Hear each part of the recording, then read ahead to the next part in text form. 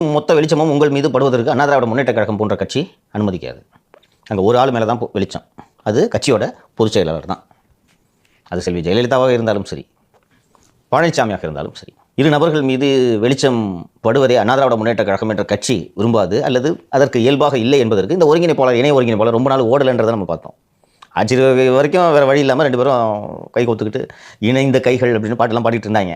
முடிஞ்சவனை பார்த்தா முதல்ல எப்போ தள்ளி விடுறதுன்னு பார்த்துட்டு அந்த மாதிரி பதவியே கிடையாது எங்கள் கட்சியிலட்டு பொதுச் செயலர். அந்த பொதுச் செயலருக்கு கீழே இருக்கிறவங்க பார்த்தீங்கன்னா எல்லாரும் ஈக்குவல்ஸ். அண்ணன் திரு கே.பி. முனுசாமி, திரு எஸ்.பி. வேலுமணி, திரு தங்கமணி, கே.சி. வீரமணி எல்லோரும் ஒன்று.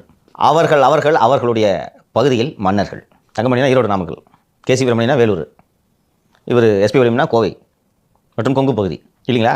அங்கேயும் போனீங்கன்னா இவருக்கு ஒரு பகுதியை தான் ஒதுக்கி கொடுப்பாங்க.